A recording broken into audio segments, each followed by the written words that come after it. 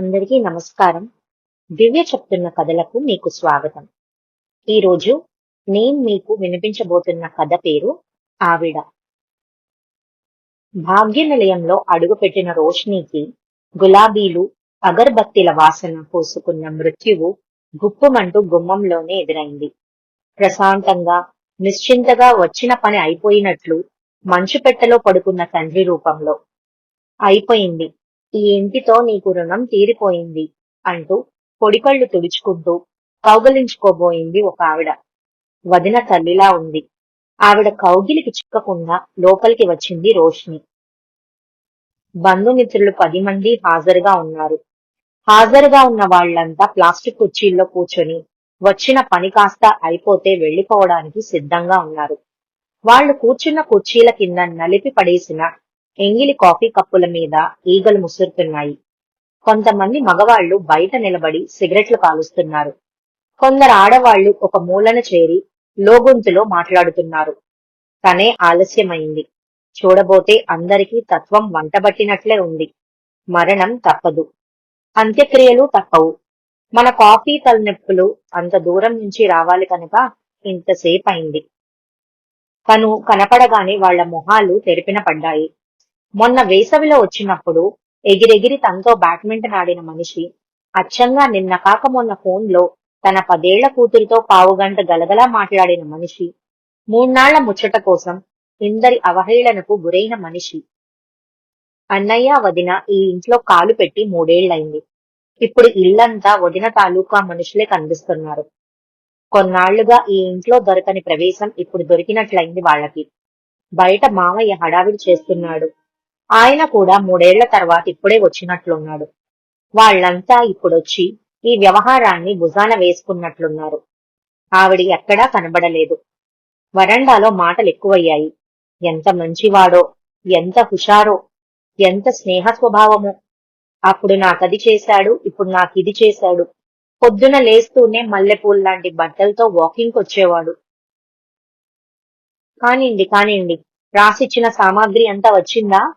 ఆవు నెయ్యి వచ్చిందా? మంచి గంధం చెక్క ఒకటి తెచ్చారా? కానిండి, పొద్దెక్కుతోంది అని ఆయన్ని సాగనంపటానికి ఆతృత పడుతున్నారు. పలకరించి సానుభూతి సంతాపాలు ప్రకటించాలని ప్రయత్నిస్తున్న వాళ్ళని తప్పుకు తిరుగుతోంది రోష్ని. అంతా కృత్రిమంగా, వెగటుగా, మొక్కుబడిగా. ఇంతకీ ఆవిడేది? ఎక్కడుంది? కనపడలేదేం? ఎంత ఆశపడిందో పాపం. అంతా గాలిబుడగలా పేలిపోయింది. ఏం చేస్తాం, కొందరి జాతకాలంతే. నాన్న స్నేహితుడు సారథి వ్యాఖ్యానిస్తున్నాడు.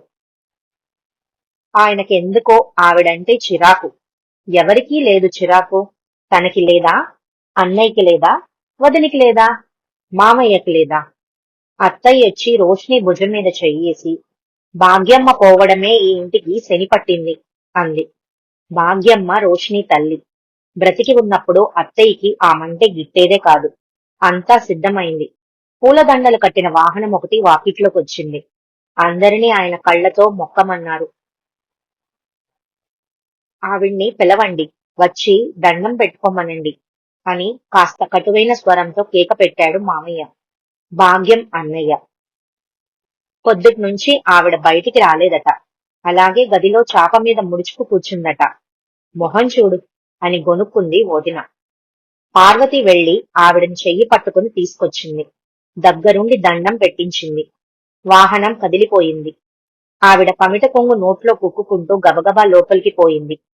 దుఃఖం గూడు కట్టి కమిలిపోయిన ముఖం. రేత్రేళ్ల నుంచి అమ్మ పచ్చి గంగ ముట్టలేదు. అంతా ఆరగా కాఫీలు తాగుతూనే ఉండారు. ఏం మనసులో ఏంటో. పోనీ నేనిద్దామంటే నన్ను ఆ సాయలకు రానీట్లేదు. రోష్నమ్మ, ఆ తల్లికి గొంతు కాస్త తడుపమ్మా అంది దగ్గరకొచ్చి పార్వతి. భాగ్యమ్మ నాటి నుంచి ఆ ఇంటి పని మనిషి. అమ్మాయి రోష్ని, నీ దగ్గర డబ్బేమైనా ఉందా? మీ అన్నయ్య ఫోన్ రాగానే ఆదరా బాదరా పరిగెత్తుకొచ్చాడట. ఇప్పుడెంత లేదన్నా 10,000 కావాలి పూటకి అంటూ వచ్చాడు అన్నయ్య మామగారు. రోష్ని బిత్తరపోయింది. నాన్న పోయాడంటే పరిగెత్తుకు రావటమే కాని డబ్బు సంగతి ఆలోచనే లేదు. పర్సులో ఏముందో చూసుకోకుండా కారెక్కేసింది. ఆమెకి తెరలుగా దుఃఖం వచ్చింది. ఎవరిని ఓదారుస్తారు? ఎవరి దుఃఖ భారాన్ని వాళ్లే మోయాలి. అంతవరకు గోడ కానుకొని చాప మీద కూర్చున్న ఆవిడ చివ్వున తలెత్తింది. ఊడిపోయిన జుట్టుకి రబ్బర్ బ్యాండ్ వేసుకుంటూ లేచి బీరువాలో నుంచి కొంత డబ్బు తీసి రోష్ని చేతిలో పెట్టి అన్నయ్యకివ్వు అంది. పిడుగులాంటి మనిషి నిన్న సాయంత్రం కూడా సూపర్ మార్కెట్కొచ్చి ఏవో కొనుక్కుపోయాడట. ఇంతలోకే ఎట్లా మూసుకొచ్చిందో అన్నాడు ఆయన మామగారు ఆవిడ వైపు ఒక వికారమైన చూపు సారించి. మాసివ్ హార్ట్అటాక్ అట్లాగే వస్తాయి అన్నాడు అక్కడున్న ఆయన కొడుకు. పిల్లల్ని అన్యాయం చేసిపోయాడు. పిల్లలు భాగ్యము ఈ ఇల్లు చూసుకొని మురిసిపోయేవాళ్లు. మాయమాటలు చెప్పి రాయించుకునే ఉంటుంది. ఎవరి సొమ్ము ఎవరు తినబుట్టారో ఎవరికెరుక? నేను అన్నయ్యతో చెప్తూనే ఉన్నాను, ఇల్లు రాయించేసుకోరా అని. వాడు తండ్రి మీద అలిగి కూర్చున్నాడు. ఇతగాడేమో ఇట్లా అర్ధాంతరంగా మాయమైపోయాడు అన్నాడు మావయ్య. అమ్మ అన్నయ్య నెమ్మదిగా రోష్నితో. హఠాత్తుగా పోయిన ఆ పెద్ద మనిషి విల్లు వ్రాసాడా లేదా అనేది పెద్ద చర్చ అయిపోయింది బంధుమిత్రులకి. కొంత వినపడేలాగా, కొంత వినపడకుండా, కొంత గుసగుసగా. ఆవిడ మాత్రం ఉలుకు పలుకు లేకుండా కూర్చుంది. ఇల్లు రాయించుకునే ఉంటుంది, అందుకే నిమ్మకు నీరెత్తినట్లు కూర్చుంది. తేల్చిన వాళ్ళు ఉన్నారు.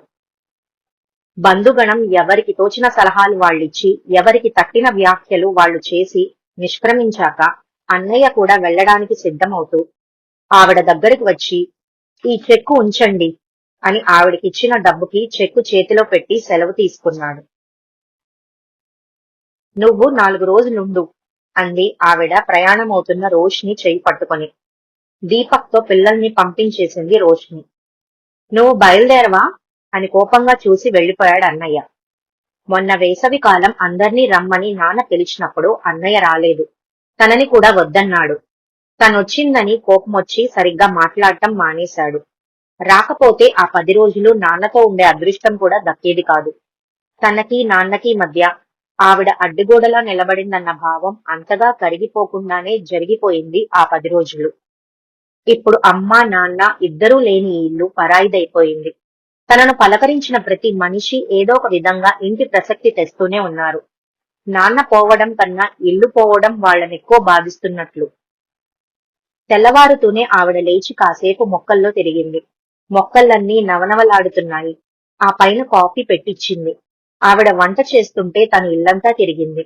నాన్న లైబ్రరీ, నాన్న టేపులు, సీడీలు, ఆయన కంప్యూటర్, ఆయన బీరువా అన్నీ తీసి చూసింది. పుస్తకాలు వాసన చూసింది. వాటి మధ్య అమ్మ వేపసబ్బు పొడి కొట్టి చిన్న మూట కట్టి పెట్టేది. బీరువా తీయగానే ఎవరో స్నానం చేసి తువాలు చుట్టుకొని వస్తున్నట్లుండేది. బొట్టు పెట్టిన ఆయన తెల్లని వాకింగ్ డ్రెస్సుల మధ్య కలరా ఉండలు. ఆయన వాడే 3-4 రకాల షూస్ వరుసగా మెరుస్తూ అన్నీ అప్పటిలాగే ఉన్నాయి.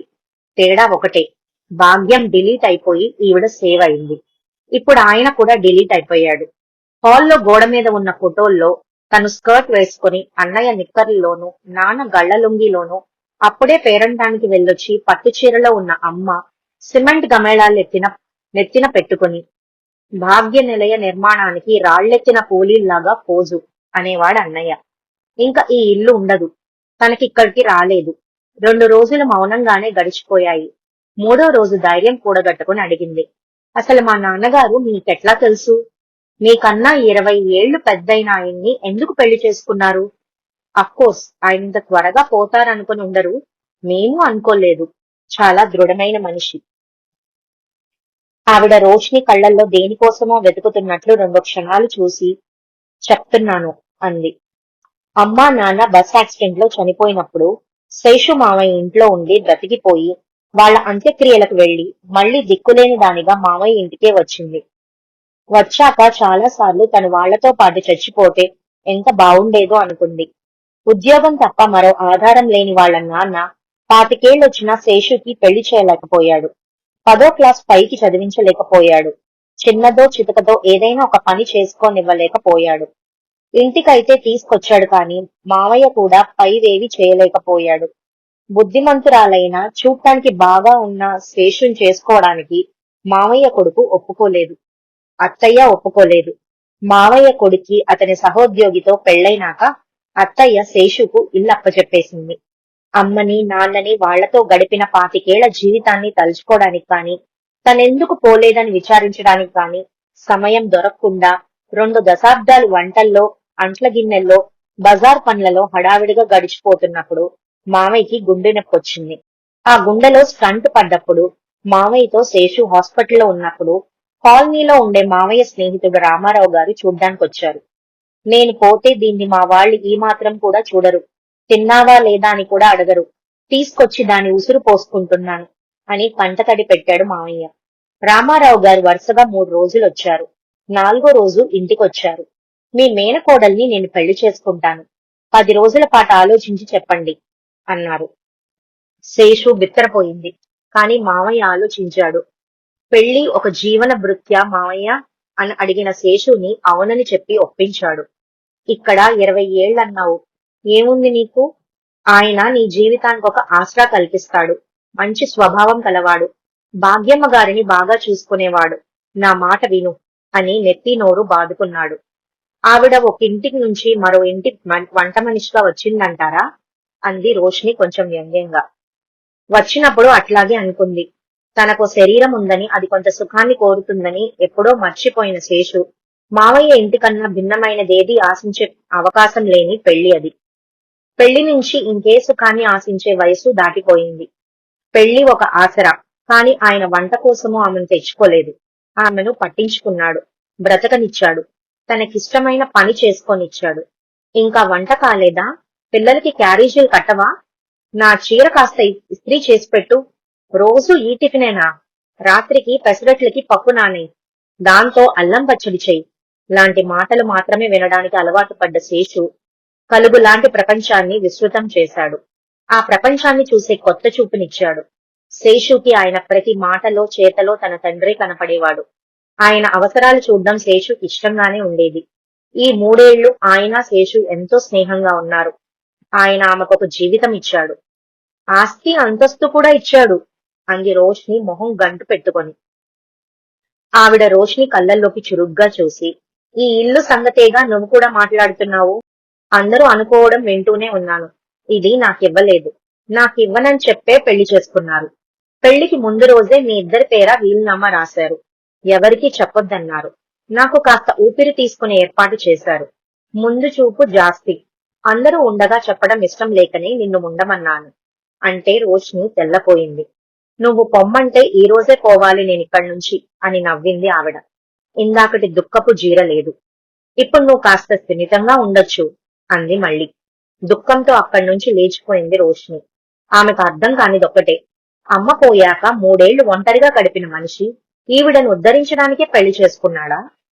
శేషుని ఉద్ధరించడానికి ఆమెను ఆయన పెళ్లి చేసుకోలేదు. తనని తను ఉద్ధరించుకోవడానికే చేసుకున్నాడు అందావిడ వచ్చి పక్కన కూర్చొని. అమ్మాయిలింట్లో ఊపిరాడలేదు, అబ్బాయిలింట్లోనూ ఊపిరాడలేదు. పోనీ అని దేశం చుట్టూ వచ్చేసరికి ఇల్లు బూజులు పట్టిపోయి బావురుమంటోంది. ఎక్కడెక్కడ రిపేర్లొచ్చాయి. మొక్కలన్నీ చచ్చిపోయాయి.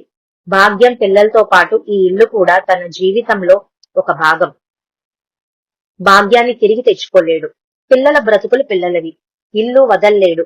ఈ ఊరు, ఈ కాలనీ, ఈ ఇల్లు, ఇక్కడ తన అలవాటు పడ్డ జీవితం వదల్లేడు. ఒంటరిగా ఉండలేడు. మానవ స్పర్శ కావాలి. అప్పుడే శేషుని చూశాడు.